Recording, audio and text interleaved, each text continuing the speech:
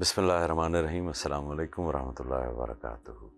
साहिबो, इस्तिलाहात सूफिया के सिलसिले की इस दूसरी नशिस्त में आज हम एक ऐसी इस्तिलाह के मुतल्लिक बात करेंगे जो कि ज़बान ज़द-ए-आमो ख़ास भी रहती है और आप हमेशा सुनते होंगे, बिलख़ुसूस जब कोई बात करने की इजाज़त तलब करे तो आपने सुना होगा कि लोग जवाबन ये कहते हैं, जनाब इरशाद फरमाइए।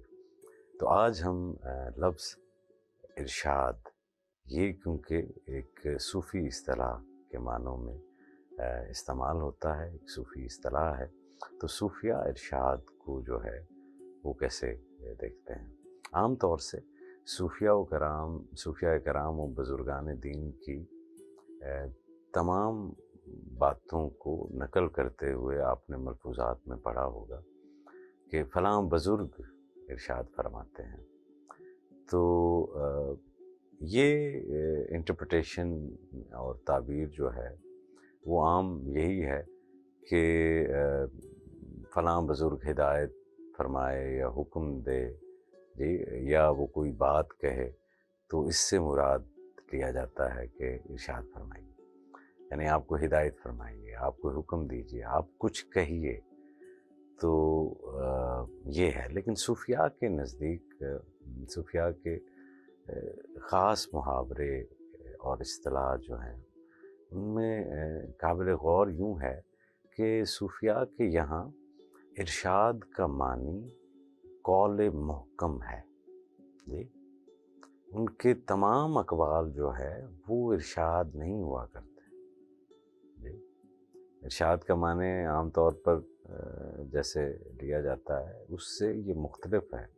सूफिया के तमाम कौल जो है वो इरशादात नहीं होते, क्योंकि इरशाद सूफिया के नज़दीक कौल मुहकम है, क्योंकि उनके अक़वाल पर भी कलाम इलाही और हदीस रसूल का रंग होता है। कुरान करीम और अहादीस रसूल में तमाम अक़वाल का ताल्लुक़ मुहक्कमात से नहीं है जी। उनमें कुछ मुतशाबिहात भी हैं।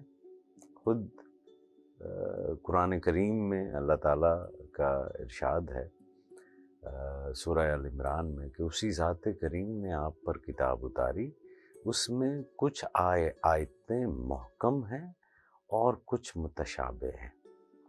फिर मुतशाबे आयतें भी दो तरह की होती हैं।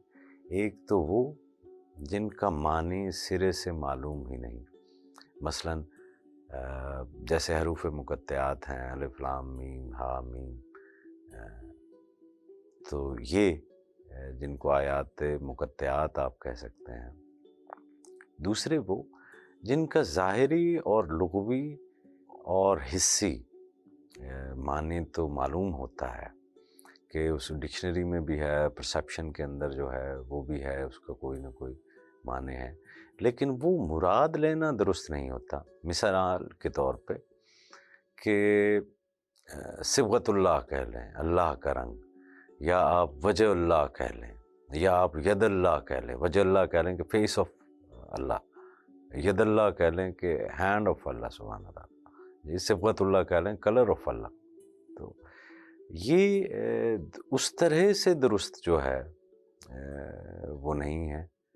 तो इसी तरह अहादीस करीमा में भी, ये तो कुरान करीम के हवाले से था ना, तो इसी तरह अहादीस करीमा में भी बाज़ का ताल्लुक़ जो है वो मुतशाबिहात से है और इसके हकीकी माने हमें मालूम नहीं है जी।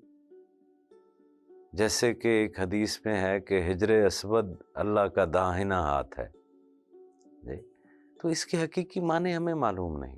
अलिफ लाम मीम, उसके हकीकी माने हमें मालूम नहीं जी। कुरान करीम में अल्लाह से यदल्लाह और वजल्लाह और सिबगतुल्लाह के लफ्ज़ इस्तेमाल करता है, तो ये वो हैं जिनका हमें माने ही मालूम नहीं है।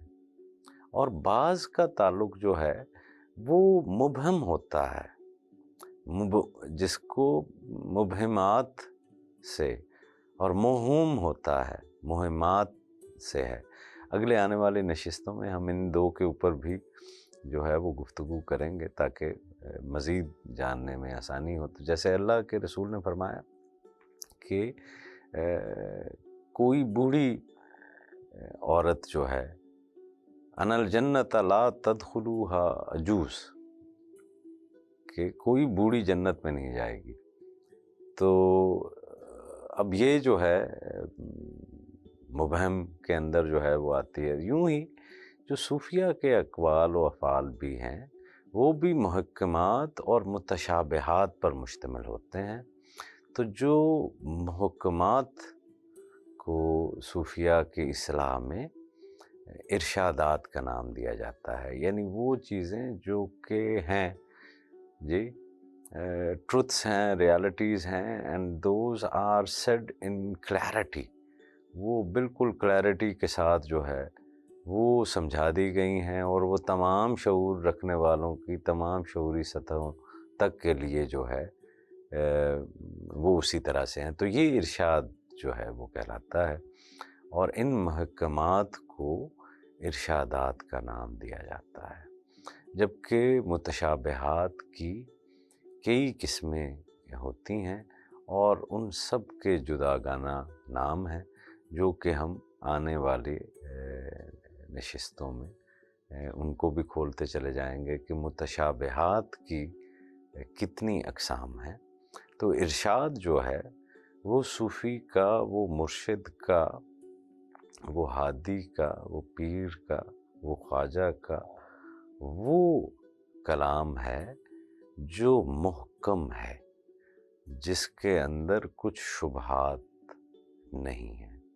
اللہ کریم آپ کے اور میرے علم میں اضافہ فرمائے، آپ کو خیر ملے اور خیر بانٹنے کی توفیق ملے۔